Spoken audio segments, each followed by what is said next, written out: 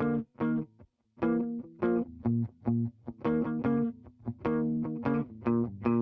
right, there's this cool new movement in New York. It's a cocktail renaissance, let's just call it that. And around town have sprung up like mushrooms, maybe a half a dozen, 10 of these amazing cocktail lounges that are real sneaky. They don't have signs, they don't have names. You basically can't get in. We're going to visit 3 of them today. One of them has great food, the other 2 has, well, one of them has great hot dogs, and the other one you just drink and drink and drink. But to show you kind of what it's like to get into these places, follow me. The name of this one is PDT, as in Please Don't Tell, and this is how you get in. I hope I'm cool enough. I got my leather jacket on. I'm hoping.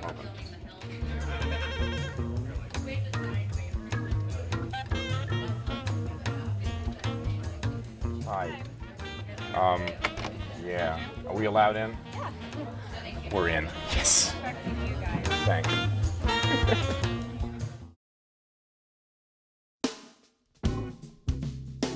We're inside PDT with Jim Meehan, who's the general manager. First of all, thanks for having us in today. Absolutely, thank you so much.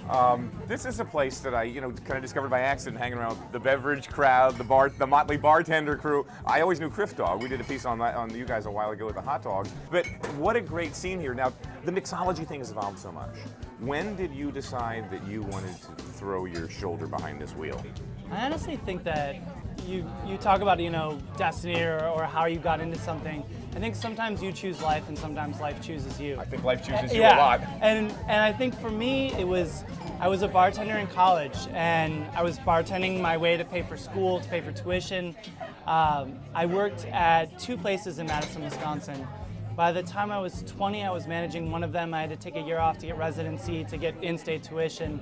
And by the time I was 22, I realized, I love what I'm doing. I make great money, I have benefits, I lead a great life, and I feel like bartending is a little window onto so many different parts of society. And by the time I was about 23, I was like, I think I want to run a bar when I grow up. And I remember going home and my parents were like, what do you mean you want to run a bar? Like you're going, that's what you're doing, you just went to college and you're going to be a bartender? And I was like, Jiffy Lube? Exactly. And that was the equivalent of what they looked at me like in this suburbs of Chicago, like, right, you're going to be a bartender. There's 14 liquor licenses on this block, and we knew that being on a busy block in the East Village, that we had to maybe do something to transcend just being a St. Mark's Place bar. So the reservation program, the phone booth, they were things that didn't eliminate being a neighborhood bar, but they were things that allowed us to be a little bit of a destination bar as opposed to just a bar on the block. Right. Well, let's talk about the drinks, and I want to just, you didn't want to start here, but I do for a reason. I was here a couple of nights ago, and Sazerac's gotten a lot of press lately because it's now finally the official drink of New Orleans, yes, as of this year. Thank you. And it was theoretically one of the original, if not the original American cocktail, invented in New Orleans in 18-something or other. And I was here one night, and one of your bartenders said, would you like to try a Sazerac? And I said, knock me out, because basically everything that you've made that I've had here, I have loved. Awesome. Took a couple of minutes, and I had this, and it was unlike any Sazerac that I had before or after.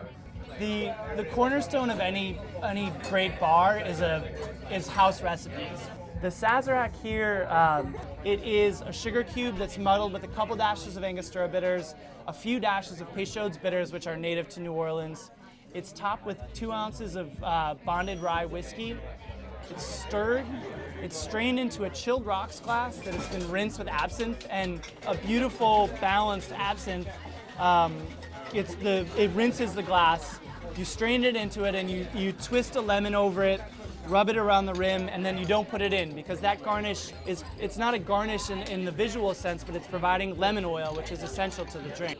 So you put it to your nose, and you get that lemon, but the lemon is balanced with the bitterness and the herbaceous quality of the absinthe. You're getting a bit of that, you're getting that absinthe because that's been sprayed around one of the sides. It's almost that, it calls you into it, and then you sip it. Calling me. And you get the richness from the rye and the bitterness, the cherry and the anise from the Peychaud's, and the woody cinnamon and nutmeg from the Angostura. This is really, really, really, really ridiculously good. Just a couple of blocks south of PDT, we're going to find Death & Company. Again, East Village, real cool. bit of a more full-blown menu, but an amazing cocktail program to go with it. Really one of the great cocktail bars in the city. All right, we're here with Dave Kaplan at a one of the hottest cocktail bars of this genre. Curiously named, and I'm going to open with this, Death and Company. We can open with that. I remember reading about, this place was going to open on Eater, and it's like, Death and Company. It's a bar called Death and Company. Yeah, you go there and then they like shoot you in Tompkins Square Park. So what's up with the name? So the name comes from the pre-prohibition idea, the propagandist sort of notion that if you drink, then you're keeping company with death. Therefore, we are Death and Company. So Okay, so hopefully it makes more sense. It does, and we're like embracing the thing, like, yeah, bring it on, we're daring it. Right, exactly. So it's sort of a tip of the hat to the other side of the street, really. The people who the nonsense. The people who don't drink, but a warm embrace to those who do. So that's why we're here. Exactly. Big warm embrace to you, bro. Yeah. So tell me, when did you, Dave Kaplan, decide maybe bartending was going to be the thing? I was probably too young.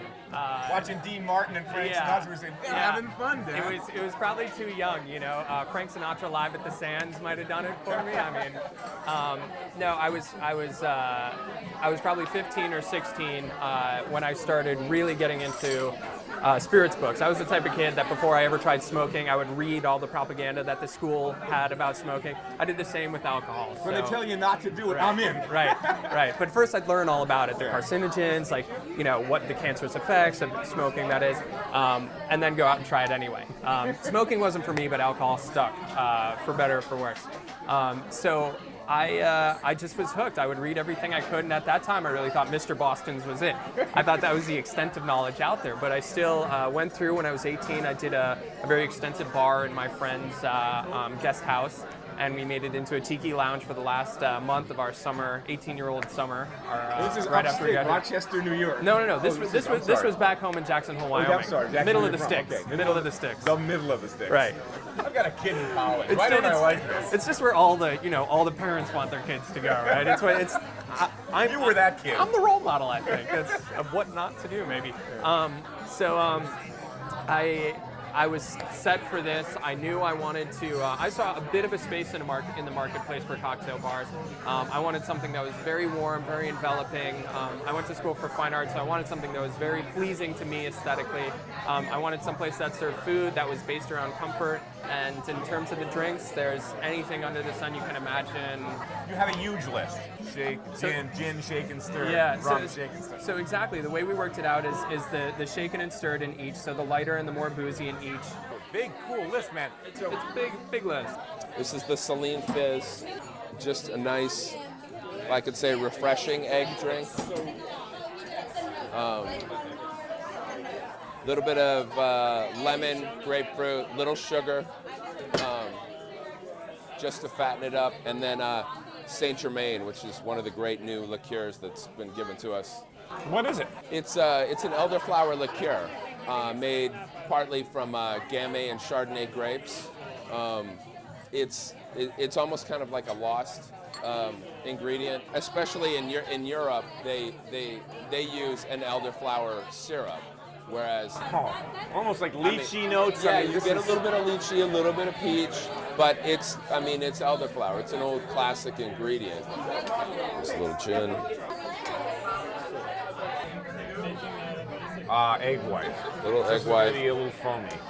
For body and texture, yeah. We usually dry shake it first to kind of build up some foam in there, and then I'll just shake it with a couple ice cubes.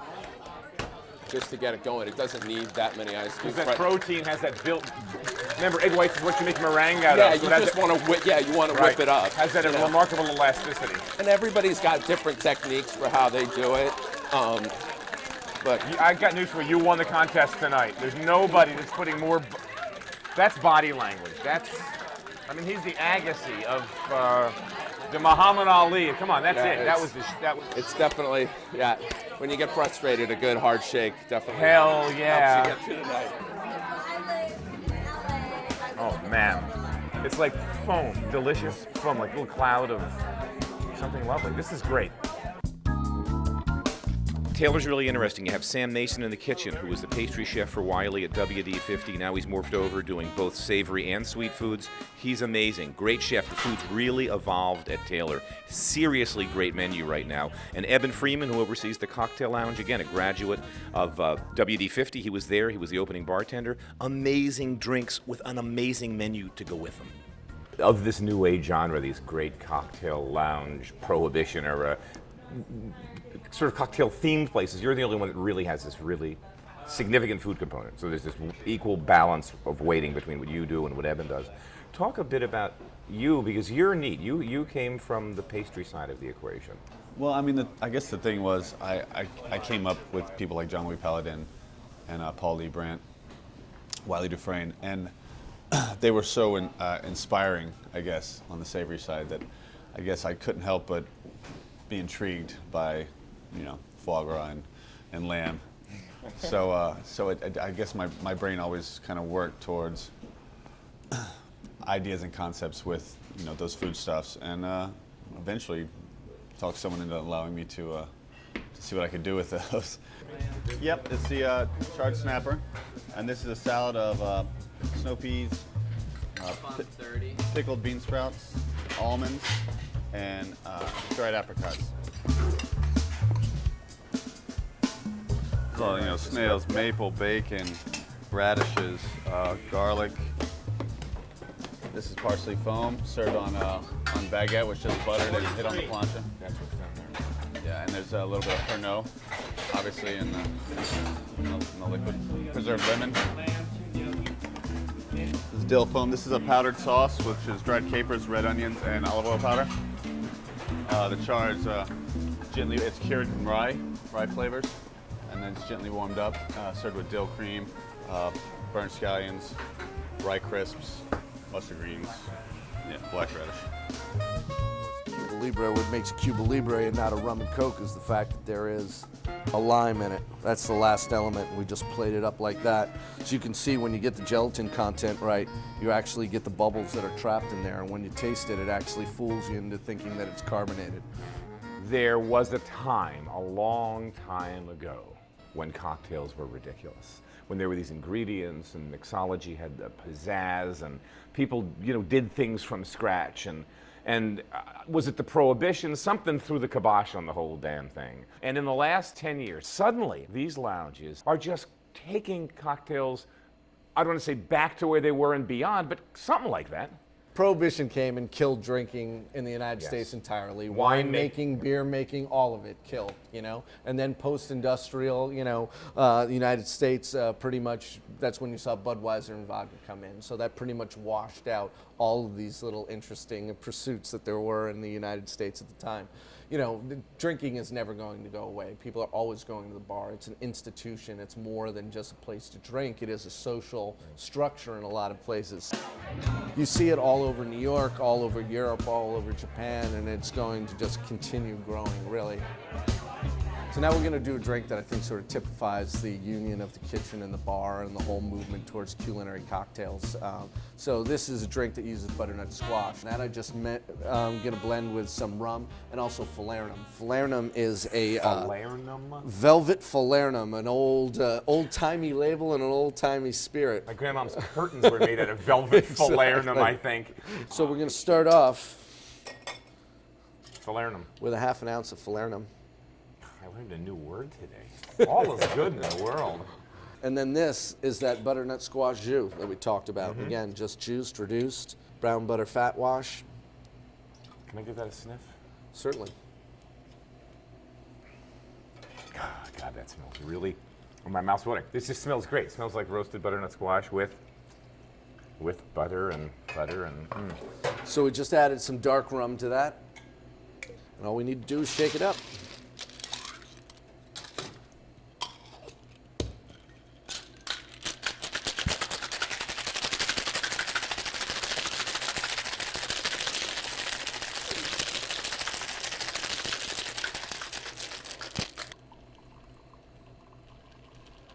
We're going to add a little bit of fresh nutmeg on the top.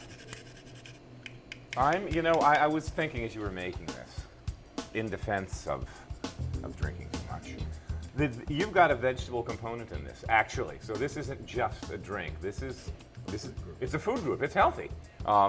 Doing some good to our body. Exactly. It's like juicing and boozing all at the same time. Juicing and boozing. But if you think about it, butternut squash has an inherent sweetness to it, so it's not such a crazy idea to think that I'm going to put something like that in a cocktail. This is just wrong. This is just wrong. This is really, you've crossed the line, Mr. Freeman. What am I supposed to cook after this? I mean, truth is, what do you eat at those places? I mean, Sam Mason does amazing food, but I would probably go to Tailor, have a cocktail, and then drink wine with dinner. BDT, they'll put hot dogs through the wall. That's not bad, you know, kind of getting a little drunk and eat hot dogs, deep fried no less. So I thought, what is cocktail food? What am I going to make? And then I really was puzzled. Fourth and long, I thought, well, wait a second. Let's just make something real spicy, really fun, finger food like you'd find at a bar. This has nothing to do with what they're serving in terms of the quality of the drinks. It's just something that for me would be a cocktail type food. Finger food, small, easy, a lot of flavors going on. I'm going to make buffalo wings because I've never done that on this show. Buffalo wings are just like classic bar food, classic football food, classic weekend with booze food. I mean, I could see drinking bourbon, beer, champagne, Sazeracs, Negronis. What doesn't go with buffalo wings? Because there's so much flavor in buffalo wings. You can throw anything at it. Good luck. So I make buffalo wings a couple of ways. It's the same way I make fried chicken. A lot of times I'll do buttermilk, marinate the bird in buttermilk for 10, 15 minutes, then dredge it in flour. That gives me a real heavy, thick, crusty surface that I love. Only trouble with that sometimes with buffalo wings is because you're making this really hot sauce. You're creating this thick sponge on the outside that just absorbs the buffalo wing sauce, which is super hot sauce and butter. So they can become heavy, even a little gross if you're not careful. So I'm going to do the traditional buffalo wing, which is just seasoned flour, wings. We're going to deep fry them. Salt and pepper on the wings, into seasoned flour, deep fry them. We'll show you how to deep fry. You know, do it the correct way. You can do this at home, real simple. And then for the sauce, I usually use that Frank's stuff because I know it sounds pedestrian. It's in every supermarket, but like Frank's is sort of the classic buffalo wing sauce. Get some Frank's, put it on the stove, put some butter in there. Your call how much butter you want. Stick of butter, bottle of Frank's usually works for me. Once the wings are done, just pour that over, put them in a big bowl, toss them, and watch them disappear. But I'm going to use this stuff because it's some kind of crazy. It's like a Thai chili sauce that I really like. Different than Frank's sauce, but kind of similar. Kind of hot, has a little bit of an acid component to it, but I like the flavor. And we're going to thin this down with a little, or stretch it with a little bit of butter, because again, that's the classic buffalo wing. So bear with me. Real simple food, but again, kind of a fun recipe for buffalo wings, which I would think is really a great food to, as cocktail food goes. Breading 101, seasoned flour. That's flour with some salt and pepper in it. I'm not going to go crazy because there's so much flavor already in this sauce, which is some kind of, I think, Thai pepper sauce. So we're just going to fully coat, get a nice dusting of flour on my wings. I've got my mystery sauce here, and we're just going to put it in a pan. I don't have that many wings. Yeah. I need that much sauce. Low heat, and a generous amount of butter, because, come on, it's buffalo wings. It's good for you.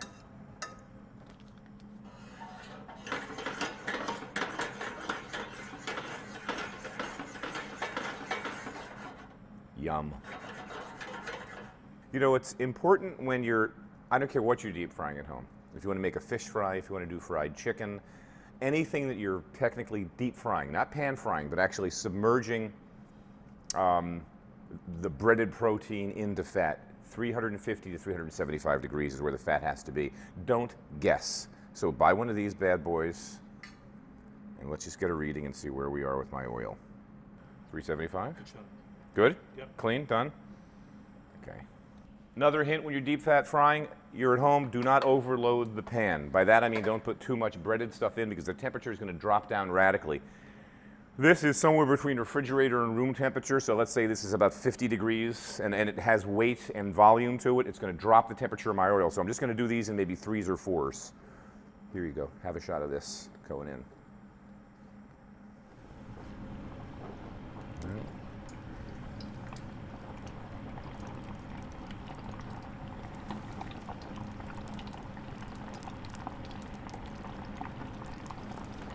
All right, it's been about 3 or 4 minutes, and we're not going to have a whole lot going on yet. The fat's nice. You can see they're just getting a little bit of color. Not much, about halfway through. Figure with wings this size, we're looking at somewhere around 6 to 8 minutes, maybe 8 to 10. But again, let's take my fat temperature, see how it's recovered. I checked it a little bit. It dropped down to about 350 at one point. I put a few more wings in when you weren't looking, because it was holding that 375, so I felt like it could handle the stress. Well, you see now it's dropped down a bit. Where are we, Joe? Still climbing, but 335. yeah, it's below 350. So I've got 3 or 4 big wings and then a couple of the small wings. Yeah, about up to about 350 again. But this is what happens. Look at the surface of this pan. It's very different than what we saw 3, 6, 8 minutes ago. It's much quieter. The bubbles are totally different because the chicken's real close to being done. And that's what's, again, it's telling you. Moisture's cooked out, not nearly as much movement on the surface, just a little bit of bubbles around. I think we're pretty much good to go. So we're just gonna get them and put them onto a towel. And you see they're not heavy and greasy. All right, we're gonna get our wings and do what you're supposed to do with wings, which is put them into a mixing bowl. And then we're gonna get our mystery wing sauce here. And give it a bit of a stir because the butter will separate. And then we're going to distribute it in a sloppy fashion, the way you're supposed to. This is chicken wings, folks.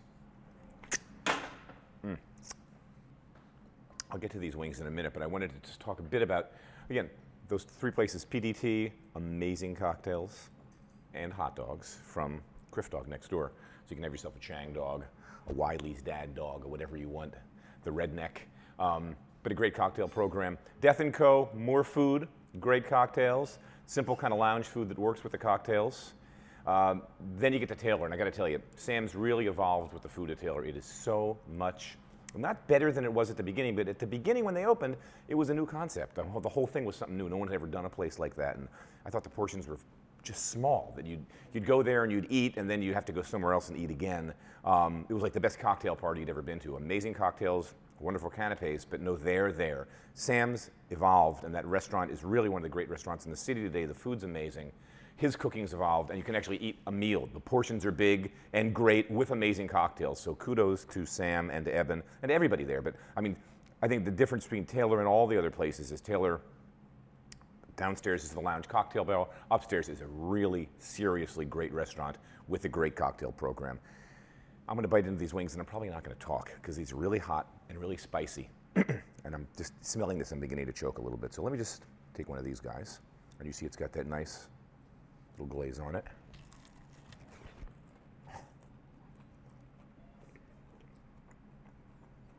Buffalo wings, perfect bar food. Glass of bourbon, Negroni, beer, gin and tonic, whatever. Check out those cocktail lounges. They're great. If you haven't been, you'll make them a habit. Like I said, amazing cocktails, amazing program, and great new thing happening in New York City.